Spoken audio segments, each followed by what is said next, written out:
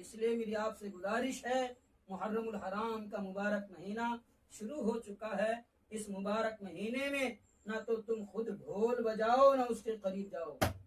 اگر تجھے حسینی بننا ہے تو اس طرح حسینی بن، جب خطبہ دینے کے لیے ممبر پر چڑھ تو وہاں بھی یاد کر وَعَلَى الْإِمَامَيْنِ الْهُمَامَيْنِ السَّعِيدَيْنِ الشَّهِيدَيْنِ ابی محمد الحسن و ابی عبداللہ الحسین۔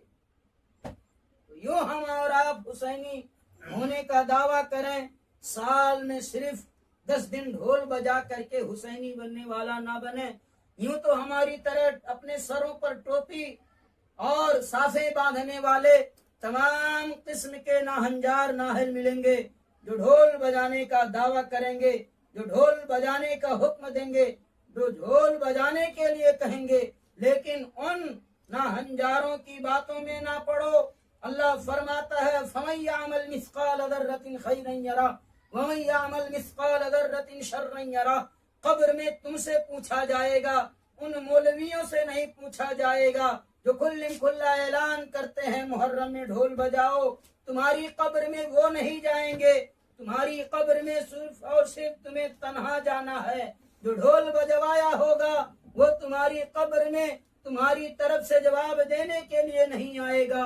تمہیں خود فیصلہ کرنا ہے، کیا ہم اپنے باپ دادا کے موت میت پر ڈھول بجاتے ہیں؟ کیا ہم اپنے عزیز و اقارب کی موت میت پر ڈی جے اور جھاج وغیرہ کا اہتمام کرتے ہیں؟ ایک دم بیوقوف سے بیوقوف انسان اس بات کو ظاہر کر دے گا ہرگز نہیں۔ موت میت میں ہم کبھی ڈی جے کا اہتمام نہیں کرتے ہیں، ڈھول تاشے کا اہتمام نہیں کرتے ہیں۔ ہماری شریعت تو اتنی پاکیزہ ہے کہ ہم اور آپ بیاہ شادی کے مواقع پر بھی ڈھول تاشے کا اہتمام نہیں کرتے ہیں۔ اے نادانو، جب تم اپنی موت میت میں، جب تم اپنی خوشی اور غمی کے تہواروں میں ڈھول تاشے کا اہتمام نہیں کرتے ہو، شریعت تمہیں اجازت نہیں دیتی ہے، تو تم محرم الحرام کی پہلی تاریخ سے محرم الحرام کے مہینے میں کس طریقے سے تم ڈھول تاشے بجانے لگتے ہو؟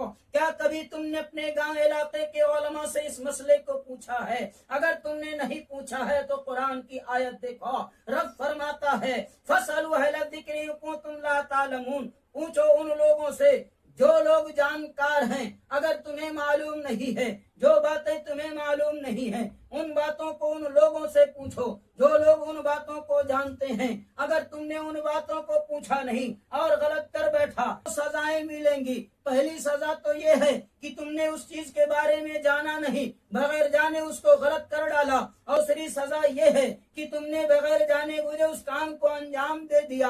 اگر لا علمی کی بنیاد پر ایسا کر رہے ہو تو تمہارے لیے ضروری ہے کہ سب سے پہلے اس چیز کے بارے میں علم حاصل کرو، اس چیز کے بارے میں جانکاری حاصل کرو۔ اگر جانکاری بھی حاصل نہیں کرتے ہو اور غلط کر رہے ہو تو اللہ تمہیں 2 عذاب عطا فرمائے گا، ایک تو نہ سیکھنے کا اور دوسرے غلط کرنے کا۔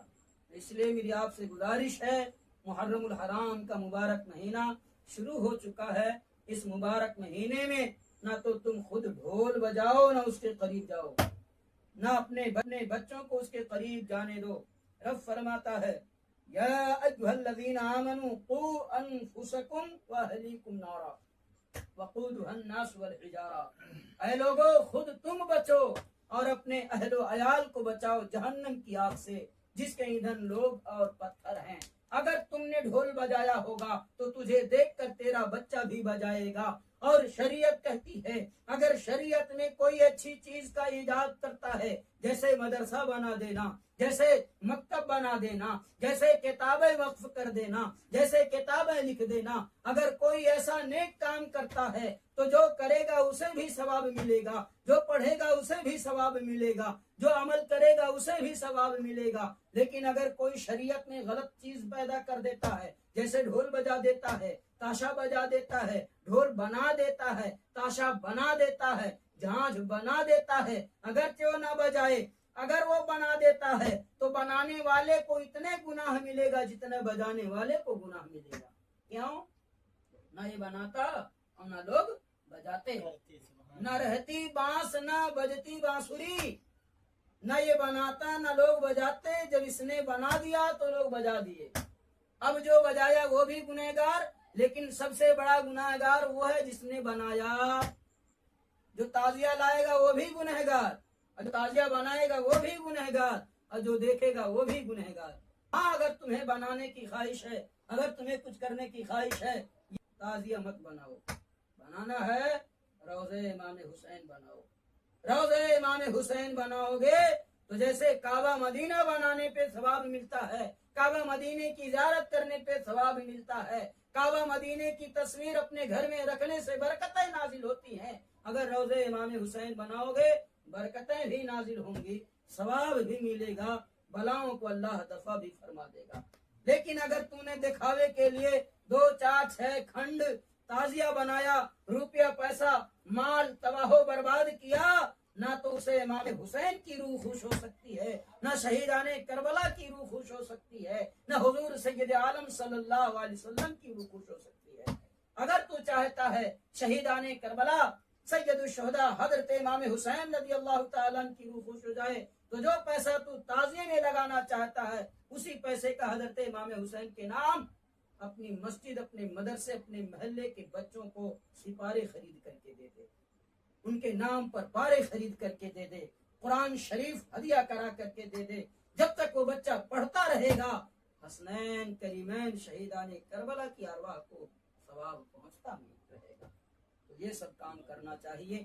اللہ ہمیں اور آپ کو سب کو اعمال صالحہ کی توفیق